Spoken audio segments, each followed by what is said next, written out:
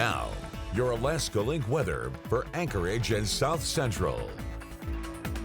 Well, good evening. The seasonally cool weather continues to take over. We're settling nicely into those 50s, but we can't hit that 60-degree high. Now, we typically see the first 60-degree day in Anchorage occur around May 12th.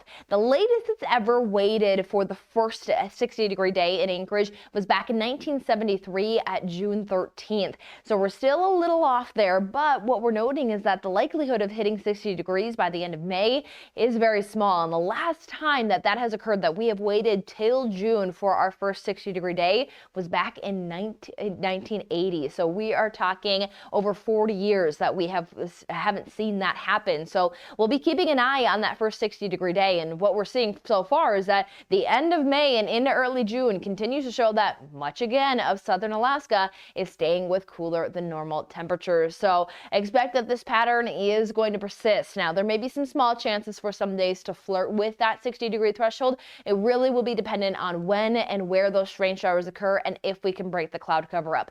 Generally, what we're seeing that is on repeat here for the next week is cool and cloudy conditions. Shower activity for the next few days is expected to be light. It will be more steady for some of our North Gulf coastal areas, but not expecting any flooding concerns. There will be some breaks of sunshine possible, but again, it will be very dependent on the waves of energy that will continue to slide through, as we're going to see several waves keep us active as we roll throughout the weekend. So here to start off the weekend, Friday will bring in a high of 51 degrees, so nearly 10 degrees below normal. Our average is 60 degrees this time of the year, and we haven't even seen one yet. Now, the chance of rain is in the forecast, but we're noting that it is pretty weak. We have a low that is going to be developing just around Kodiak Island, so that brings a slight increase in that reflectivity as we roll throughout the day, but again, not too organized. But that's what we're really going to be working with over the next few days, is not a big organizational system in place. We have a few waves that are just going to continue to keep us within grasp of moisture pulling in, keeping us cloudy, cool with those showers. So as we look at accumulation, it is very minor. A few hundredths of an inch for inland spots, up to a tenth of an inch for Kenai, even only a quarter of an inch there for Homer. Seward just around a quarter of an inch. Whittier is our max there at about 3/4 of an inch. So not a drenching forecast that's taking us into the weekend.